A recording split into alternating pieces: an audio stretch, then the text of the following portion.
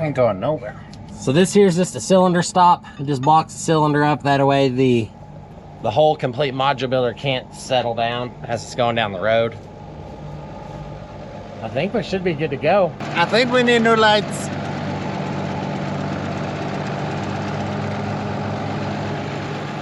We might need a new tractor.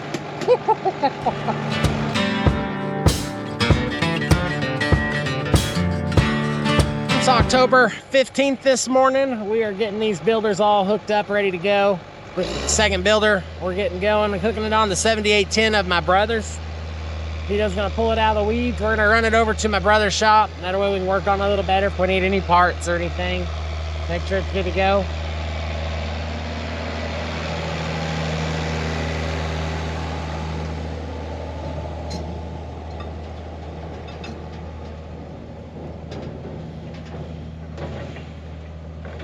Well, it's been a couple hours since we're working on the module builders, but we're finally back into this Milo harvest. This is one of my dad's fields, and he's actually running the combine for the first time in quite a while. He actually had a hip replaced earlier this year. That's why I ended up cutting a lot of acres for my dad, but he's back in the saddle. He's chomping at it.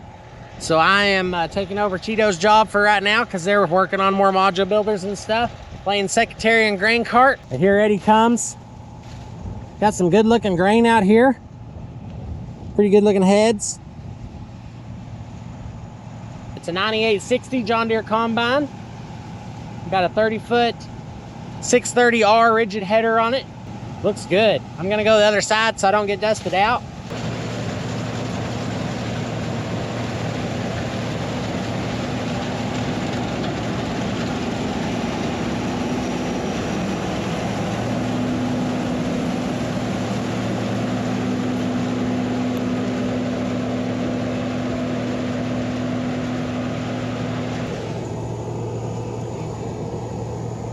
Gotta wear eye protection when that thing goes by. We ended up getting that field of mine finished up the other day, and we moved to the next field. The grain got green on us. We had about an inch of rain last week, and all the stuff's testing about 15%. And you can tell the leaves are really green. We're having a hard time keeping all the grain in the combine. We're actually we're spitting out a pretty good amount, but we don't really know how to get it all in the combine. But talking to other farmers that are running in the same scenario, they're seeing quite a bit of losses in this green stuff. These leaves just kind of act as a canoe as they go across the sieves in that combine, and you're just going to ride some out. The only way to help is just slow down. It's just tough cutting conditions, really. It'd be nice if we could get some 20% humidities and just really dry this stuff out. I think it would really help. Looks like he's doing a good job. He's thrashing them heads out nice. And actually right here, I was complaining about the grain loss. I mean, it doesn't look terrible. I see a couple kernels there. But normally what we do is you draw a square foot out in the ground, just like that. I have not looked up these specs for myself, but if 17 kernels of grain, so if we got 17 of those in this square foot, that's equivalent to 1 bushel of Milo. So I would say, I mean, we probably have at least that there. There's a lot of them. And some of them are just holes. It's hard to count all that because that's like an empty holes. We really got to blow on the ground, clean that up. And I would say we're probably about in that area behind the wheels of the combine. So that would just be half the width. So we're probably at a half a bushel out the back for losses. The only way we know to get it better than that is to come in here and actually kill this out, desiccate it to where all this green stuff, when it goes through the combine, it grinds up into powder. And that way the seeds can fall through those, the upper sieve, the lower sieve, all that stuff. Cleans it up a little better, and it helps take pulp out of the tank. These stalks are still green, so we're getting a little bit of pulp. So we've got our bottom sieves closed up and running more through the return. So it's just, it's slow going, cutting through this green stuff, and you're never gonna do a perfect job. You just gotta do the best you can, and every field's gonna be a little bit different. What I was mentioning earlier, how we got that last field of mine cut, the bushel weight was off on it. So I don't know if the bushel weight will be off on this stuff. I mean, it looks good, but it might not be as dense as it's supposed to be. So I don't know. The seeds seem to be pretty good size. It's just a little bit light, and I think that's what's causing some of it to come out the rear end. But yeah, hard as a rock.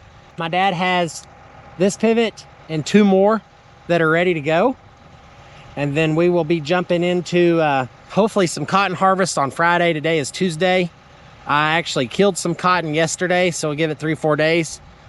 And then we'll be ready to go. That's why Albert and Cheeto are getting that cotton stuff ready to go, and super excited for the cotton harvest. So this year's been a delayed year. We had that hailstorm come through. That's why all this Milo and all this stuff is here. This was originally cotton, but our year just kind of got pushed back a couple weeks. The maturity of this cotton is not maturing as fast as it normally would.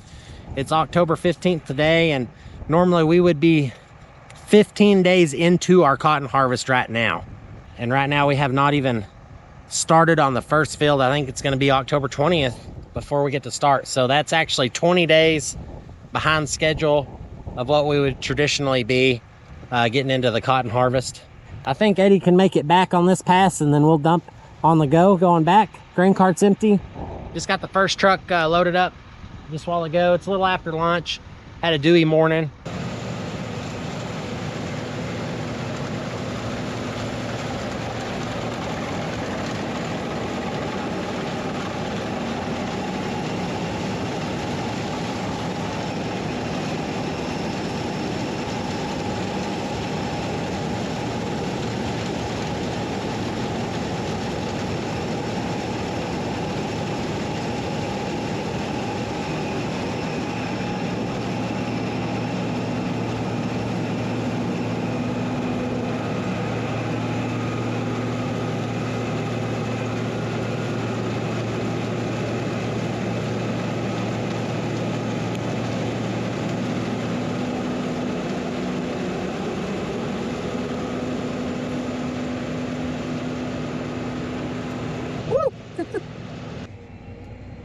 So it's really easy running a grain cart. You just line that spigot up with your hood, and you should be in the middle. So we'll align our speed here, and we'll see what happens.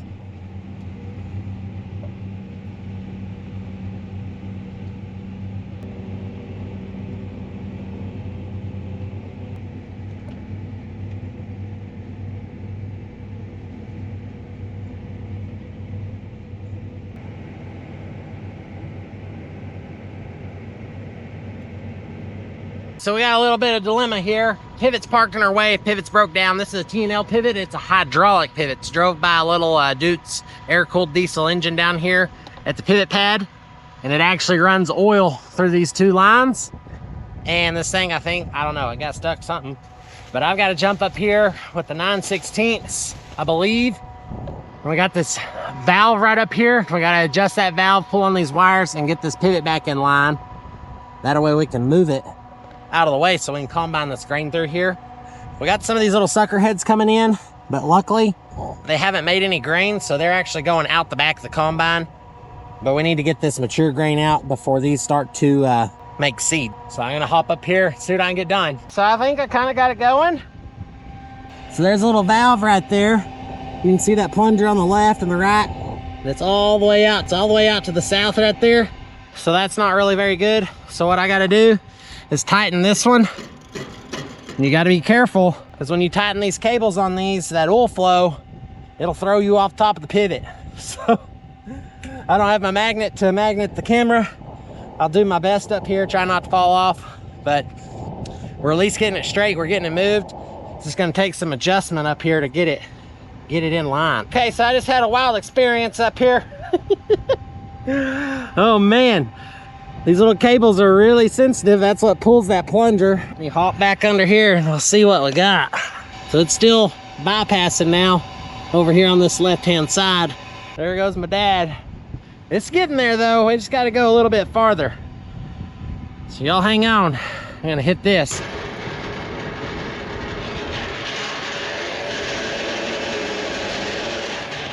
There it is. Starting to slow down a little. Little motor's still going. It's kind of weird working on this thing. We're actually going to the north on this span, but the whole pivot's going south. But we're trying to get it in line. So what happens is these... That little motor's still smoking. Yeah, I've got a lot of pressure on it because it's bypassing oil. Okay. Little motor over there sure is smoking. That's what my dad was saying. But it's under a lot of torque right now trying to move this pivot. So actually the plunger needs to go that way. So I need to tighten on this cable just a little bit more right here on the corner. I think I got it going pretty straight now. I've got 27 threads on the end of this, 27 on the other side. Theoretically, that would put it in the middle. What happens when that valve gets too far to the left or the right, it actually bypasses the oil in the pivot. So it safeties the pivot out. These T&Ls continuously move every span. So I'm assuming it's got some kind of, I'm gonna get down because that vibration is gonna ruin my audio. So we got her moving now, but she's moving fast. These T&Ls, they run through the hydraulic system, and if one of those valves gets too far left or right, it bypasses the oil. That way, if the pivot gets crooked, it'll essentially safety out. After it runs for a while, it will kill itself if it's safetied. But we're just trying to get this pivot out of this Milo. I don't know if I got it about right or not, but all these wheels move continuously. So I'm assuming it's got some kind of orifice up there because the inside span's got to run slower than the outside span. And they're just hydraulic motors. You can see the hydraulic lines that come down to it. I think I need to tighten, maybe one more round on this nut on this side, and I think we're good to go. We'll let this thing run for a while, but that little motor over here is smoking. Here's this little power unit. It's a Duke's air-cooled. I think it's a 4-cylinder diesel, and it runs this T&L hydraulic box. This is what runs the pivot. It's got a little ball in here. If that ball ever touches anything, it'll short it out, kill the pivot, diesel tank. But it just died. I've got the hydraulics on the end of the pivot turned up pretty fast. It's just kind of like a hydrostat, 0 to 10. Closer it is to 10, the more power it takes. Everything's kind of cold. It's been sitting for a while. Obviously it's broke down. So I'm actually just gonna start this back up and see if I can do this with one hand. Actually, I gotta bypass the oil here.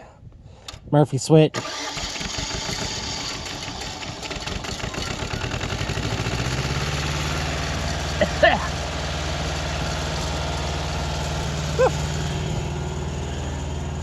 Just gonna go get on the other side, and we're gonna keep this pivot moving. You just do it right here.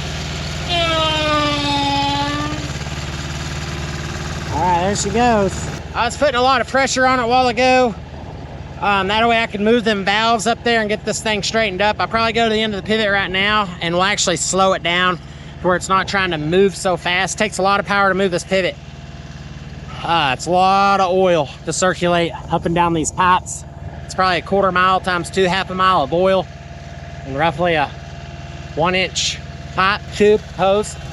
So we'll go see what it's doing on the end. I'm at the outside tower. You can see the little hydrostat control here. I'm gonna slow it down.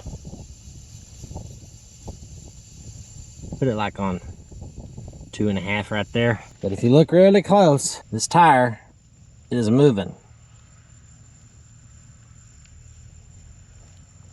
Well, that's a high quality Michelin tire there. Oh man, pivot tires. For you guys out there that are watching that don't have pivots, they don't have to deal with irrigation. Oh man. I don't know if grass is greener on the other side of the fence, but these old pivots, tires, gearboxes, not so much on the T&L. The gearboxes don't give them any problems on the T&Ls, but tires, pivot tires are just notorious for this. Most of them are all recaps. They just sit in the mud, and you end up getting pivot flats just because they rot running through the dirt and the grime. Sometimes pivots are nice, and then sometimes pivots can definitely have a headache and can be super, super expensive to have to mess with. Lots of maintenance on all these hoses, on these things. Just there's lots of stuff, lots of wells, irrigation, undergrounds. There's a hidden expense in pivots and irrigation, and it's a big expense. Number one expense on my whole farm is irrigation, and it just takes a lot of time to get it all working, but I think I got this one going for him. So looks like the truck's back. Gonna take the grain cart, go dump it in the truck. I like to dump it about 1300 RPMs. I'll slow it down there a little bit. Then I gotta open my gate on the cart there. I like to go about halfway. Now that baby at halfway, it'll unload it now. This thing will unload about 500-600 bushels a minute. So it only takes about a minute to get this thing unloaded. Well, we just had a little bit of a scare with the combine. We thought it broke down. Dad was running it and he said, hey, something's in here making racket. I think he took a little bit of too big of a bite with that combine and it slipped the feeder house clutch. Nothing terrible. We checked it all out, looked good, but waiting on the truck right now. This Milo's testing about 58 pounds on the bushel weight, which is a really good problem to have. That means it's a little heavier. Milo's supposed to weigh 56 pounds per bushel. So right now in this cart, we probably got 53,000 pounds in here. Waiting on a truck to get here to get it loaded. That way we can haul it off to the ethanol plant. The moisture on the first load went 14.5. So you can stick your hand in here and pull it out and it really feels just really about right. So luckily they'll take it over there up to 16%. So we're gonna finish this field. We got like 15 acres left here and then we're gonna move to another farm. So we'll just, I guess, hang out here until we get us a truckload.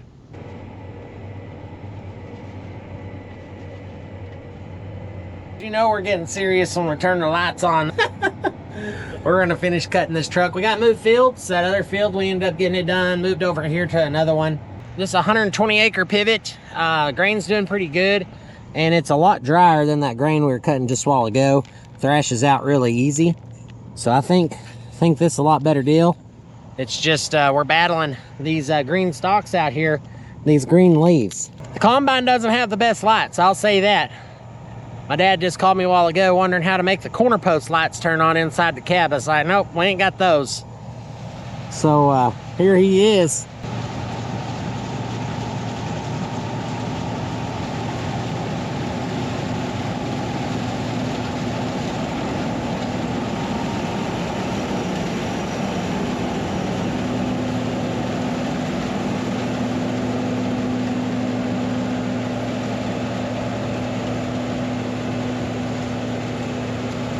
The old 9860 just keeps on eating. Man, that old combine is, man, it's been a blessing to have right now. Got a lot of this grain to get done. I think we'll probably still got like 800, 900 acres left to do after this field. And it's just not all ready to go yet. So we're having to work on the Milo and then we're gonna have to start working on cotton. The cotton will be ready. I think we got about 3 or 4 more days on the first couple patches of cotton, and we might have to park for 4 or 5 days. But it seems to be doing a pretty good job over here. Sample still looks good. It was this checking about 12.6 on the moisture. But I think we're gonna end it here. It's kind of getting dark. Hope y'all enjoyed it. Give it a big thumbs up if you liked it. Hit that subscribe button there in the corner of your screen, that Wild West Farmer logo. And there's some fields of cotton that's just gonna be beautiful. And it's gonna be a lot of fun. So stay tuned for that. Remember that the Lord's in control. Wear more cotton, eat more beef. We will see you next time. Thanks for watching.